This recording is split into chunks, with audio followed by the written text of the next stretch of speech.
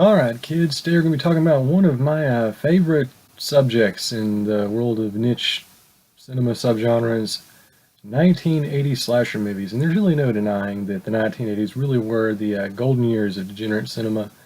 And recently I did a top 10 countdown for Bloody Disgusting, one of the many websites I routinely contribute to. And I was going to do a little bit of a video correspondent package to go along with that because a lot of you want to hear a little bit more. You know, it's easy to kind of get stuff out there in paper. Sometimes you need to expound upon it. So we're going to be doing this sort of like the Criterion edition of the article, where I just kind of blabber on a little bit more and more about what makes these movies particularly unique. Yeah, but just before we get to it, for a list like this, obviously you want to sort of stray away from the real usual suspects. Like anything that got a sequel, I want to stay away from. I want to do more of a focus on the one and done slasher films from that epoch. So no sleepaway camps, stuff like Pieces and Silent Night, Deadly Night, My Bloody Valentine. We already know about those. These are some of the more obscure films, and I know there's a lot of horror genre nerds out there who've seen every slasher movie ever made. So none of these films can be considered underrated in their eyes, but if you're just a Johnny come lately, if you're a pretty middle of the road sort of horror fan, odds are you haven't seen most of the films on this countdown. And if you haven't, especially if you're a slasher purist, you probably need to check them out. They're all pretty entertaining.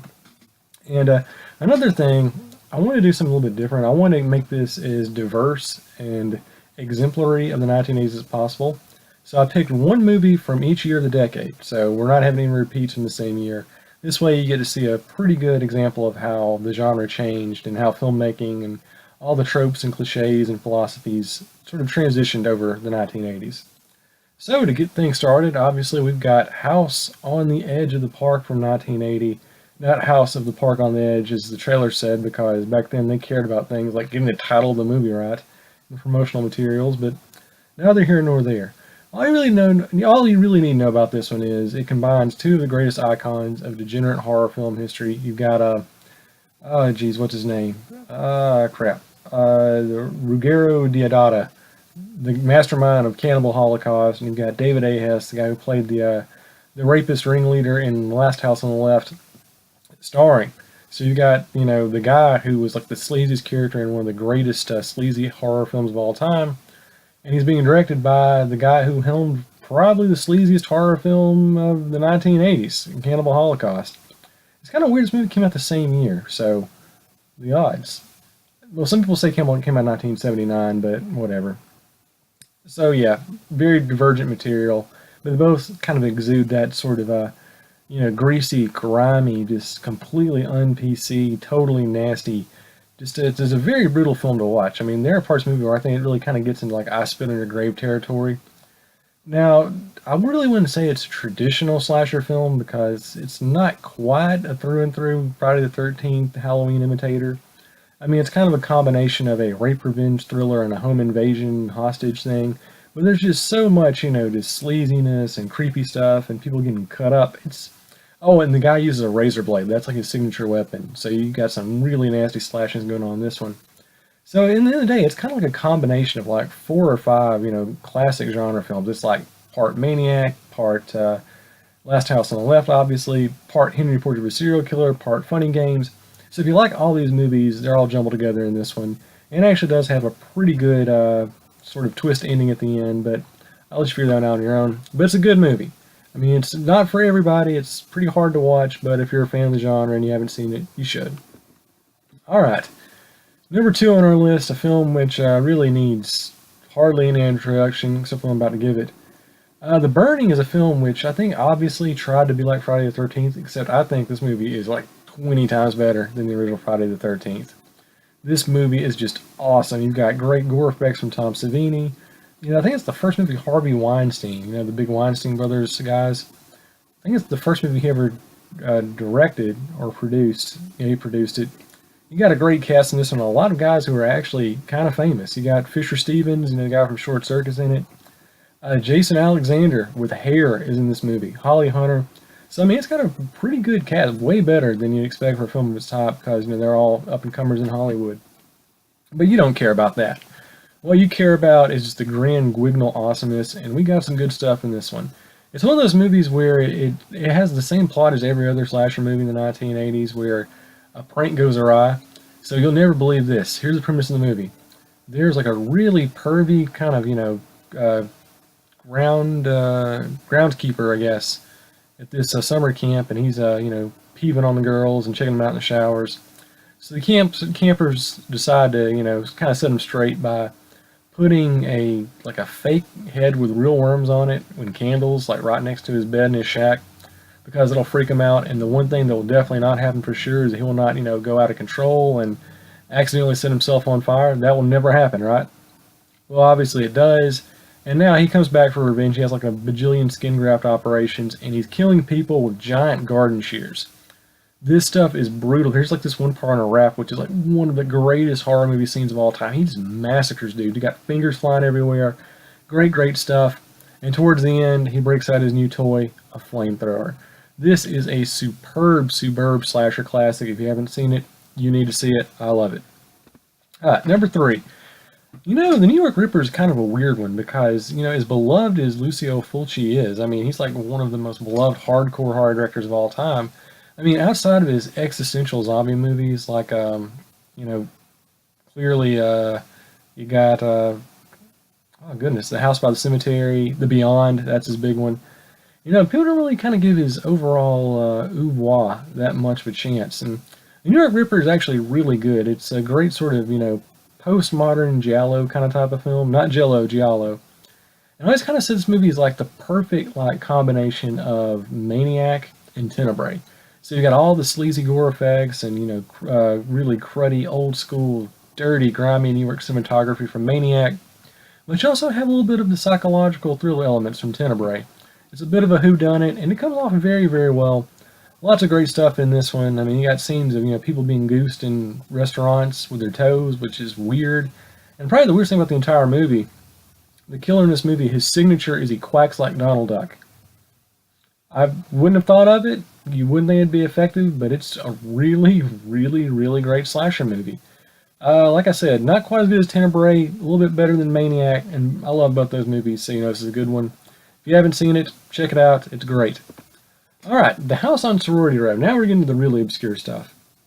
Now this is a movie where I can tell you pretty much point blank why it was never successful. It's the title.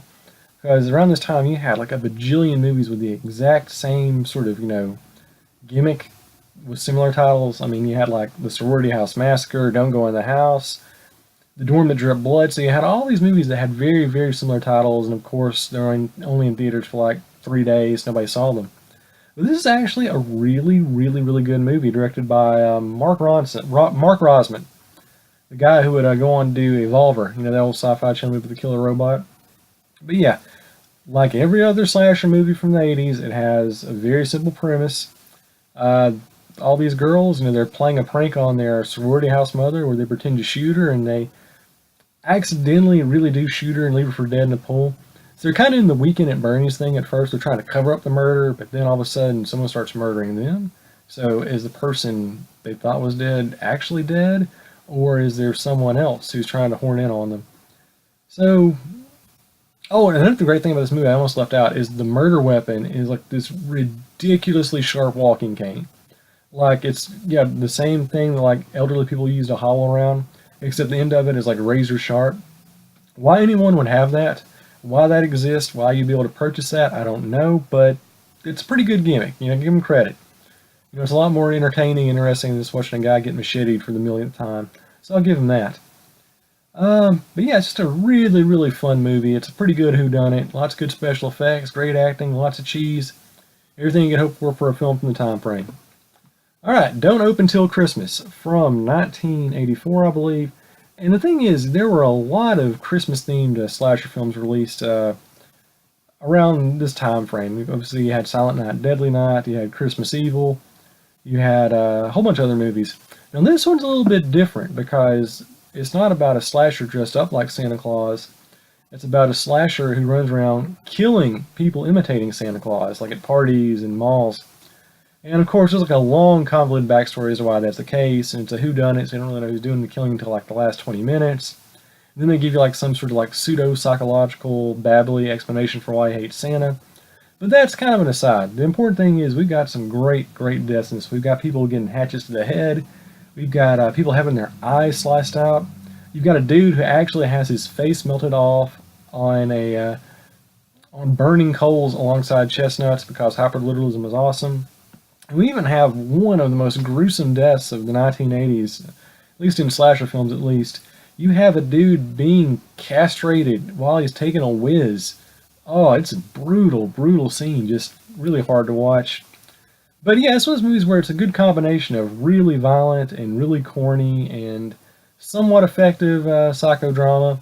And it's got a pretty good twist ending. Won't give that one away, but it's pretty decent.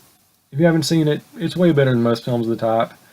And it's better than any of the Silent Night, Deadly Night sequels. I can pretty much promise you that.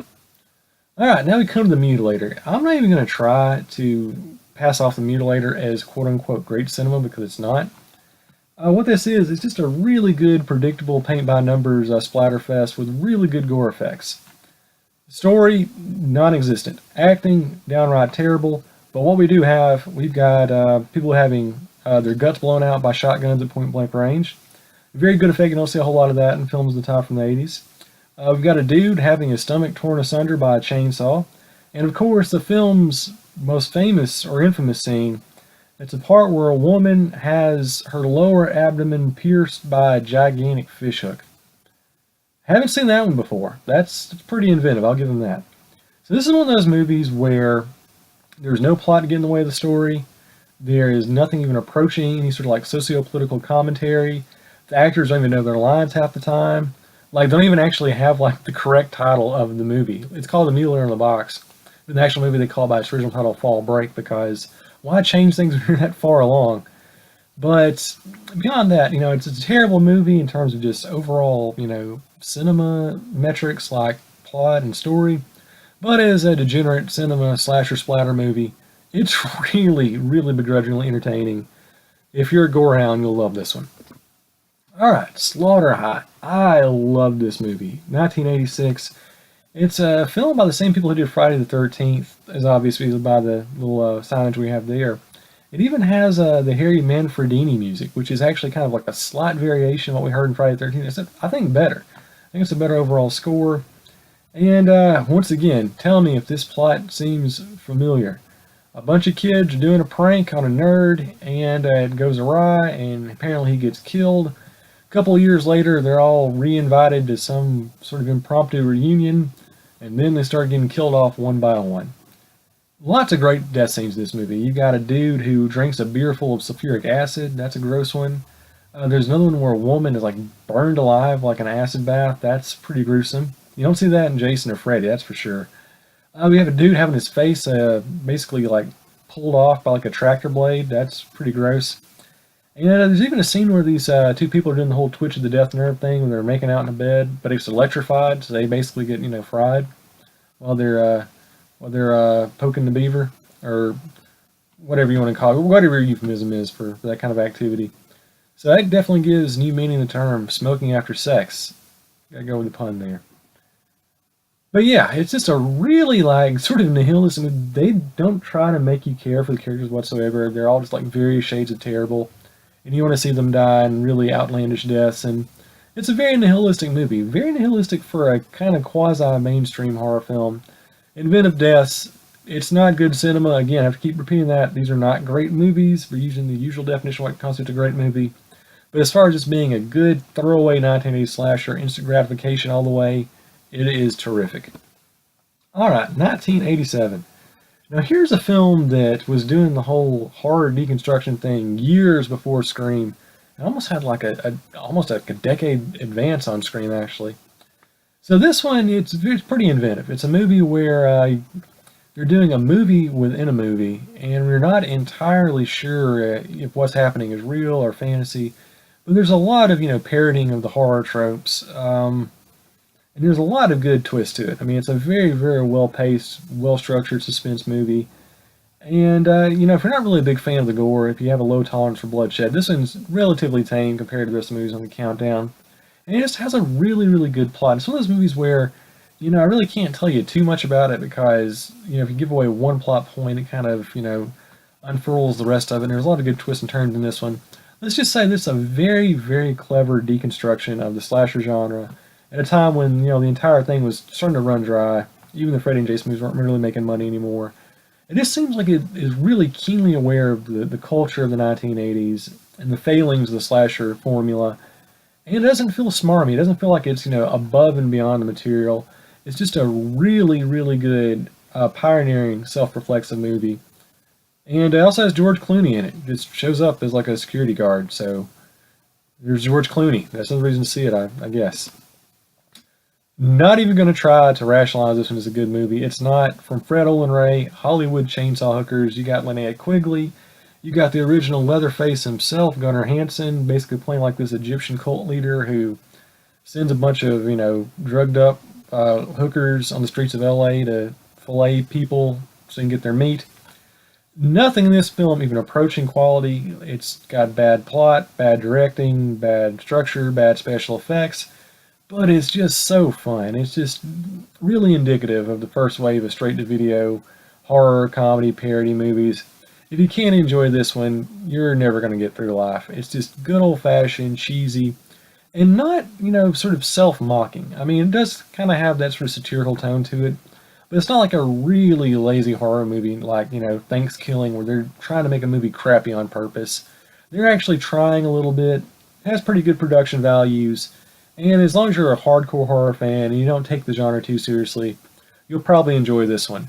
And to be honest, it probably deserves a spot on the countdown for its tagline alone. One of the greatest in movie history, these girls charge an arm and a leg. Alright, and lastly, we come to 1989, and by now the slasher film was deader than Elvis.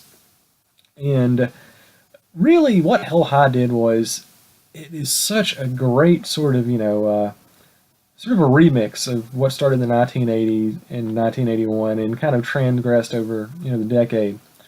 It's a film where it starts off with a young girl and she witnesses a murder, which she may or may not have kind of been involuntarily responsible for.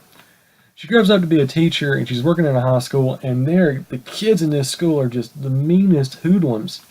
So they're going to go out and play a prank on her, and of course, it's a slasher movie. When people play pranks on people, bad things happen. But from there, it does something so genius where who's actually the victim and who the victimizer is in this movie keeps alternating. It's just such a great motif where you don't know if the kids are the bad guys and the teacher is the victim, or if the teacher's kind of the bad guy and, the kids are the victim, or if nobody's really innocent at all, that they're all just various shades of terrible and deserve the madness that ensues. But it's just a really, really well-written movie. I mean, it's not terribly bloody. In fact, it actually takes a pretty long time to get going, but it's just so well paced. A lot of suspense, surprisingly good acting, and it's pretty much, I think, the best way the slasher genre in the 1990s could go out on. Where it's a film which kind of embodies the way the slasher film was as far back as 1980, but realizes it, accepts the tropes, accepts the cliches, and then still throws some curveballs. It's a really good sort of quasi-self-reflexive movie, but that doesn't get in the way of it actually having a good narrative. It is fantastic. If you haven't seen it, you need to check it out. Alright, so those are my picks for 10 seriously underrated slasher films in the 1980s. Of course, if I had, enough time, I could probably do like a 50 or top 60 countdown of underrated slasher movies, but just off the top of my head, these are the ones I'm throwing out there as conjecture.